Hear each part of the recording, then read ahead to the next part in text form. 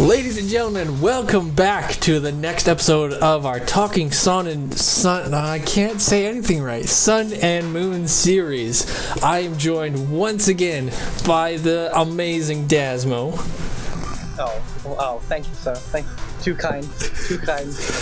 I'm just gonna check that adjective off the list and then we'll move on. So we are gonna. Oh no. Give me 1 second. My computer did weird things. No, sure.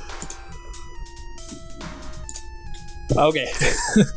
We are gonna continue on with our obviously talking about Sun and Moon. Now, the question I wanted to ask you about earlier, that now I'm gonna ask you about.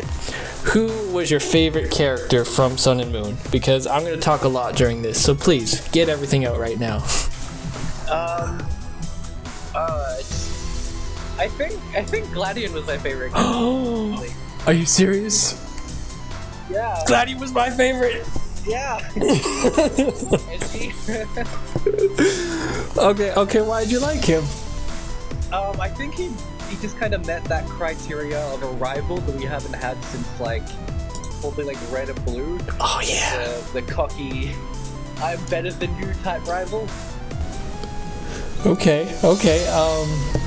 Speaking of the rival, what did you think of Hao? Yeah, I was on and off with Hao. I think in the end I came to like him. He was kind of a sweetheart. Yeah, I just loved how carefree he was. Yeah, exactly. And the way they've done things lately, they've turned your main rival into your friend, and I'm assuming just so it's not this is a competition, it's more have fun with it, be friends with everyone. And Hao was the nicest guy ever. Yeah, no, he didn't give me, like you said, he was completely carefree. He didn't care for beating you up or anything. He was down to have a good time. Okay. Now, I won't talk about Gladion.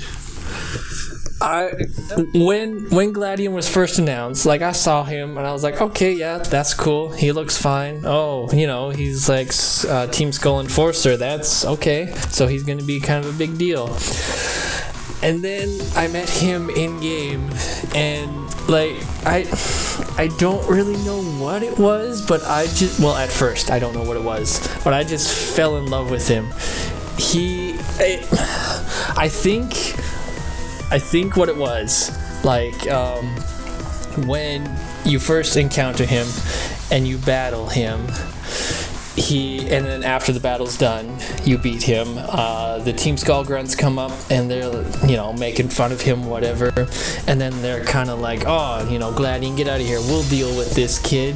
And then Gladion stops them and says, don't even bother, you can't even beat me, what makes you think you can beat him? You're just gonna get your Pokemon hurt. That's when I was like, oh my god, he's so angry, but he's so sweet, and also I love him. Yeah, very, very complex character. It's been a while since we had one of them in Pokemon, I think. Oh yeah, for sure. And so again, Type Null, when it was first shown, they showed it off, did its thing, I was like, yeah, that's pretty cool, And then saw it in battle, and I was like, wow, yeah, that's pretty cool. And then we learned the lore behind Type Null and Gladion and Type Null's connection. And again, I just felt... So, I'm going to stray off for a second. I think my favorite Pokemon of Sun and Moon is Type Null / Silvally. I just love them because of the lore they have behind him.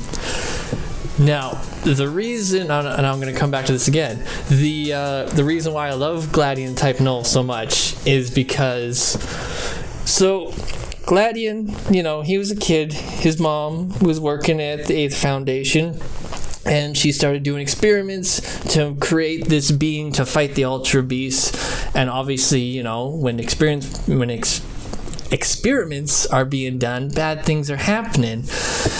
And Usually how it goes. yeah, and Gladion saw these bad things happening and saw that Type Null was suffering, and he was like, no, I don't care if she's my mother.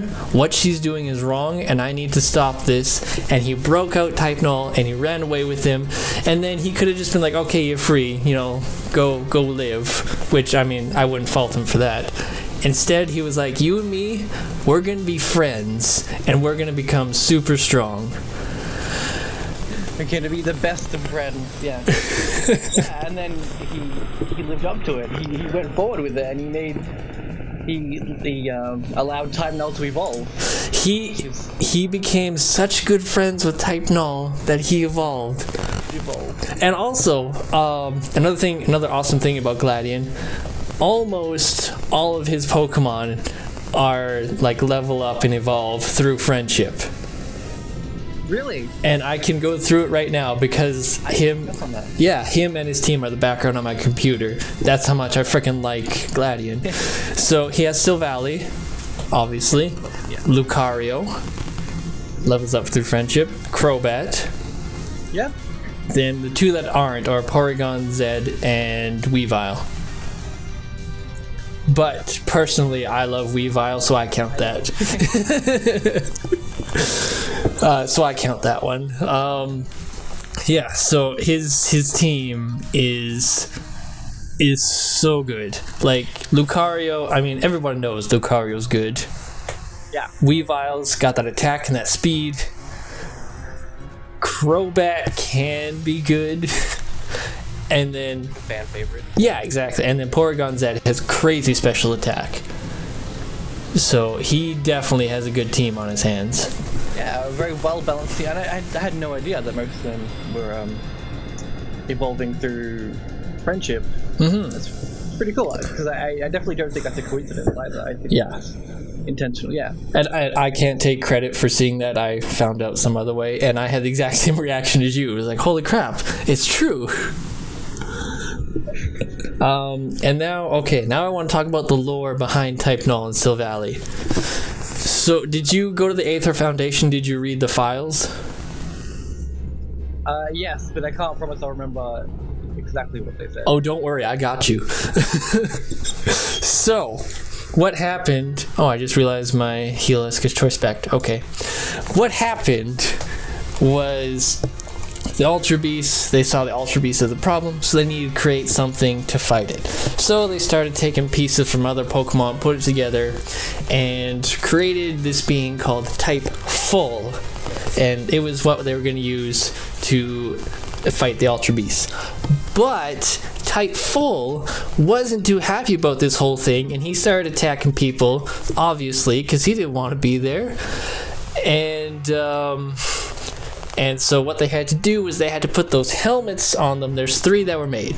They had to put the helmets on them, and when the helmets were put on them, they became Type Null.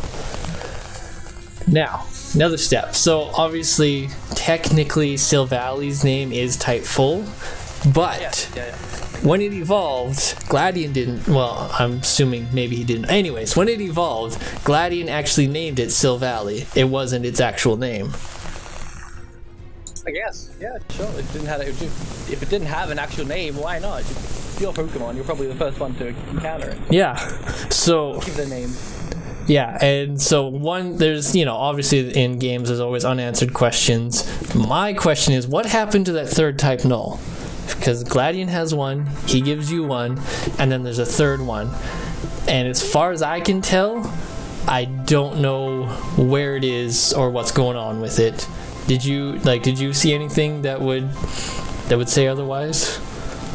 I didn't, but I kind of thought that they were going to save it for an event or something of the kind. Oh, give away a shiny Type Null. Ooh. Yeah, maybe. You can have that, Pokemon Company, because I know you're watching. You can use that. Yeah. Just make sure you give credit to us.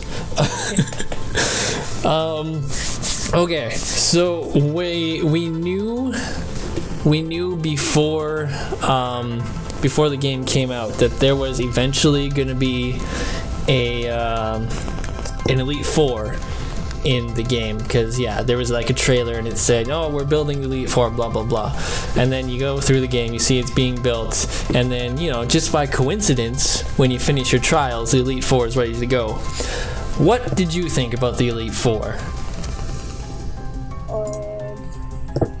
There was a part of me in the beginning that was thinking they were going to mix it up entirely and they wouldn't even have an Elite Four. Mm-hmm. And I think at first I was upset they were going to have one, but it's nice that they switched it up with the gym. They didn't switch it up too much, and they kept the traditional Elite Four. So no, I liked it. Mm-hmm. Yeah, I mean, it's good that they changed it with the trials, but you still have to have something. I mean, I guess they could have had some sort of like a lowland version of the Elite Four, but I'm fine with it just being the Elite Four. Like, that works fine too.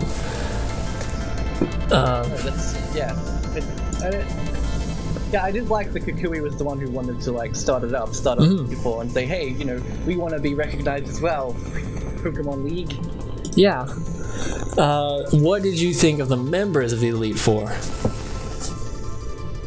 Honestly, at first I thought it was just going to be all of the island Kahunas, because the first two are Kahunas, and I thought they were just going to take all the 4 island Kahunas and make them the Elite Four.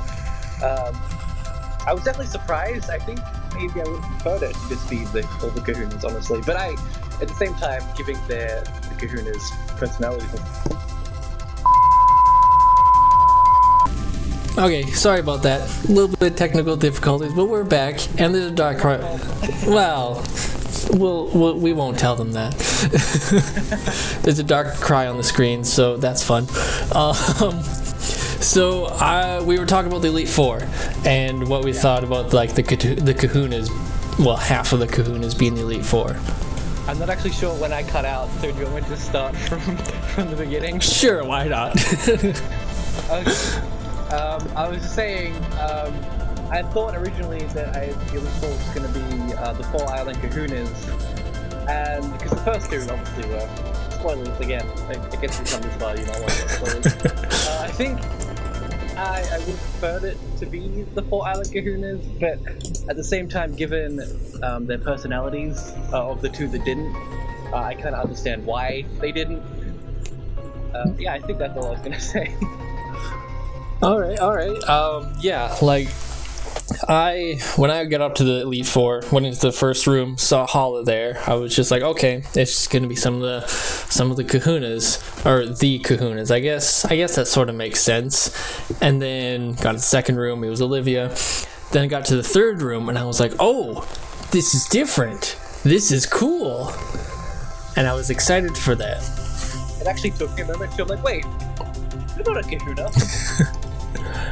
And then when I got to the fourth room and we met the mysterious, super good battling girl that we'd heard about. Had she been referenced before? I should say she was referenced in the demo for Sun and Moon. Oh, okay. But I don't know about in-game. I didn't think back that far. But yeah, I just sort of remembered, like, people were like, oh yeah, there's this one girl, she's like a golfer, and she's like super good at Pokemon battles. Wow, but she's away right now, but hopefully she'll come back, that sort of thing. Right, I do remember that. Yeah, no, that's the first time. I vaguely remembered something about a golfer, but I couldn't put my finger on it, so I'm glad I've got that cleared up now. Yeah, and so I mean, there wasn't really a whole lot to her character, but I mean, it was cool to sort of have that connection. I thought it was cool, anyways. Yeah, no, of course, because she's really awesome. Why wouldn't Kukui try to recruit her for this? Yeah, exactly. Now, the one problem I had with this sort of like goes with a lot of things. Well, the one problem I had with like two of the Kahunas being in the Elite Four is like on their island they're like big deals and they have stuff to do, and now they're like just off on a different island being Elite Four members, and who knows how much time they have off to come back and work things out, that sort of thing.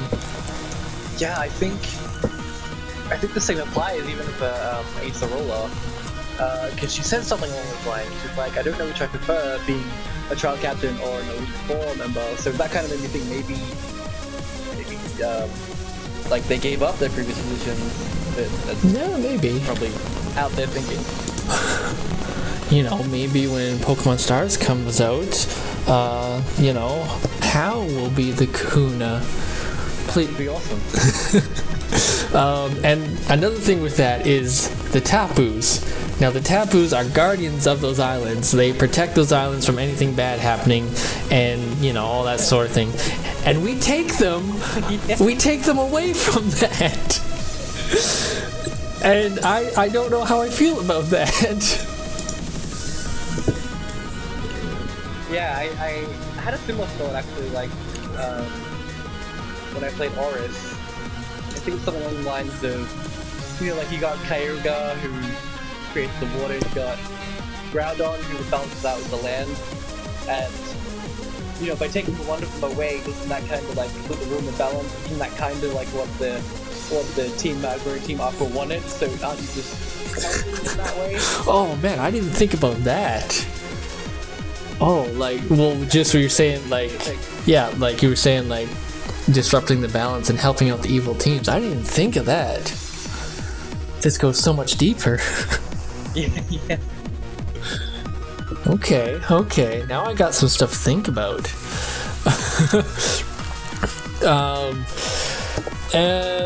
What else was there? Oh, okay, hold on. One last question for this episode. Who was your favorite Tapu? Tapu Koko. Oh, yes! Every time. See, I'm a sucker for electric types. yeah, like, again, when they announced Tapu Koko, like, I saw him, I was like, that guy is so cool. That's so awesome. And then they released the rest of the Tapus, and I was like, still Tapu Koko. Yeah. Those guys don't got anything on him. Of course. But I think we're going to wrap that up for this episode. We spent a lot of time talking about Gladion and Type Null. I'm not going to say whose fault that was, but we Have it any other way. we are going to see you guys on the next one. Dazmo, thank you for this once again.